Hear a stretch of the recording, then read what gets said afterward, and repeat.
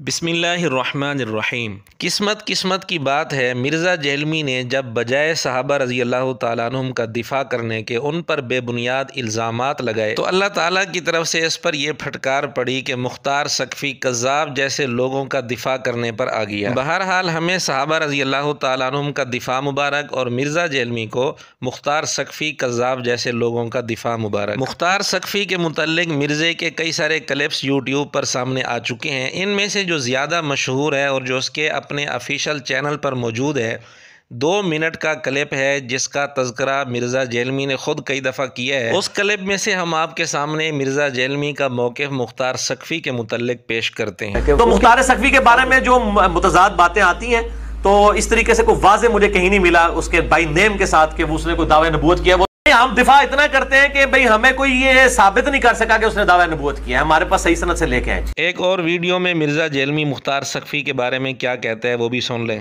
یاد رکھیے گا، مختار سقفی نے آل امیہ کی بیج کنی کی تھی، اس کے حاسدین بہت تھے، اس لیے پوری کوشش کی ہے اس کے مخالفین نے گھڑنے کی ایسی باتیں کہ ان کو بدنام کیا جائے۔ بلکہ ایک اور ویڈیو میں مرزے نے مختار سقفی کے متعلق جو بات کی ہے وہ بھی آپ سن لیں۔ اس سے یہ بھی پتہ چل گیا کہ مختار سقفی کے بارے میں جو بنو امیہ نے مشہور کیا کہ اس نے دعوی نبوت کیا تھا، یہ باطل ہے۔ تو اس سے پتہ چلا کہ مختار سقفی کے اوپر بھی بیسیکلی جھوٹا الزام لگایا گیا۔ کیوں؟ اس نے قاتلین حسین سے بدلہ لے کے مسلمانوں کے دل ٹھنڈے کیے تھے، اور یہ اتنا بڑا الزام لگا کہ سنی اور شیعہ دونوں آلموسٹ اس کے اوپر متفق ہو گئے اس الزام کے اوپر۔ اب مرزا جیلمی یہ تسلیم بھی کر رہا ہے کہ سنی شیعہ تقریباً دونوں متفق ہیں اس پر کہ مختار سقفی نے دعوی نبوت کیا تھا، پھر بھی مرزا کہتا ہے کہ میں ماننے کے لیے تیار نہیں ہوں۔ کاش مرزا جیلمی اتنا سخت معیار صحابہ رضی اللہ تعالیٰ عنہم کے لیے بنا لیتا، لیکن بات وہی قسمت کی ہے۔ کسی کی قسمت میں صحابہ کا دفاع ہے، کسی کی قسمت میں مختار سقفی جیسے کذاب لوگوں کا دفاع ہے۔ اب ہم آپ کے سامنے کتب حدیث سے اور ائمہ اہل سنت سے یہ بات ثابت کرتے ہیں کہ مختار سقفی کذاب تھا، جھوٹا تھا اور اس نے دعوی نبوت کیا تھا۔ پھر اس کے بعد مرزے نے مختار سقفی کو بچانے کے لیے اور اس کے دفاع کے لیے جو شبہات پیش کیے ہیں ان کی بھی حقیقت آپ کے سامنے واضح کی جائے گی۔ مسند احمد میں صحیح سند کے ساتھ روایت موجود ہے۔ رفاع بن شداد کہتے ہیں، کنت اقوم علی رأس المختار، میں مختار سقفی کے سر پر کھڑا تھا، یعنی اس کے بالکل قریب کھڑا تھا۔ کہتے ہیں فلما تبینت کذابتہ، جب اس کے کذاب ہونے کا مجھے یقین ہو گیا تو اللہ کی قسم میں نے ارادہ کیا کہ اپنی تلوار نکالوں اور اس کی گردن اڑا دوں۔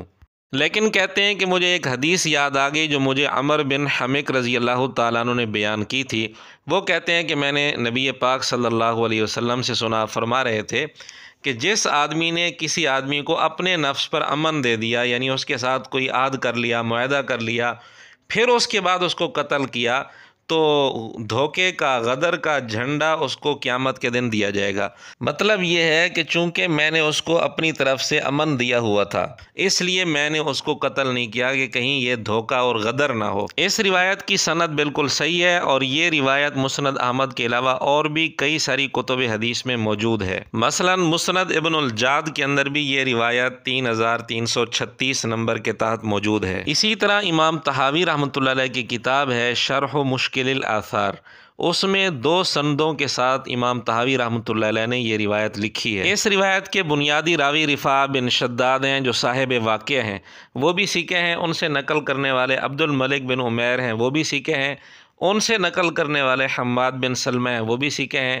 ان سے پھر مختلف محدثین نے یہ روایت نقل کی ہے۔ اس صحیح روایت سے مختار سقفی کا کذاب ہونا ثابت ہو گیا۔ چونکہ مختار سقفی نے دعوی نبوت کو مخفی رکھا ہوا تھا، خاص لوگوں کے سامنے بیان کرتا تھا، اس لیے جو اس کے قریب رہنے والے لوگ ہوتے تھے بعض دفعہ ان کو بھی اس چیز کا علم نہیں ہوتا تھا، جیسے یہاں رفاع بن شداد کو بعد میں پتہ چلا کہ یہ تو کذاب آدمی ہے۔ اسی طرح ابن ماجہ میں حدیث نمبر ہے 2688، صحیح سند کے ساتھ روایت موجود ہے۔ رفاع بن شداد کہتے ہیں کہ اگر وہ حدیث نہ ہوتی جو میں نے عمر بن حمق رضی اللہ تعالیٰ عنہ سے سنی تھی تو میں مختار سقفی کے سر اور جسم کے درمیان چلتا، یعنی میں اس کو قتل کر دیتا، اس کی گردن اڑا دیتا۔ اب یہ جو رفاع بن شداد کہہ رہے ہیں کہ مجھے اس کے کذاب ہونے کا یقین ہو گیا اور میں نے اس کو قتل کرنے کا ارادہ بھی کر لیا، اسی بات کی مزید وضاحت ایک اور روایت سے ہوتی ہے جو رفاع بن شداد سے ہی مروی ہے۔ وہ روایت مسند احمد میں ہے، اس کا نمبر ہے 20945۔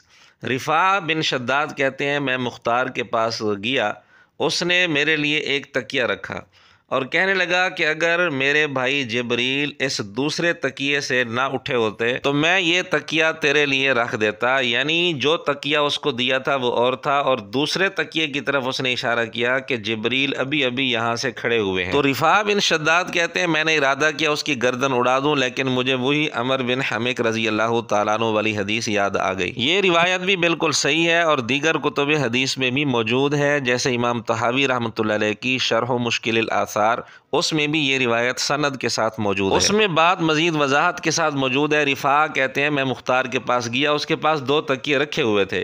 उसने एक बांदी से कहा कि रिफा के लिए एक और तकिया लेकर आओ। तो कहते हैं मैंने उसे कहा कि ये 2 तकिए रखे हुए तो हैं।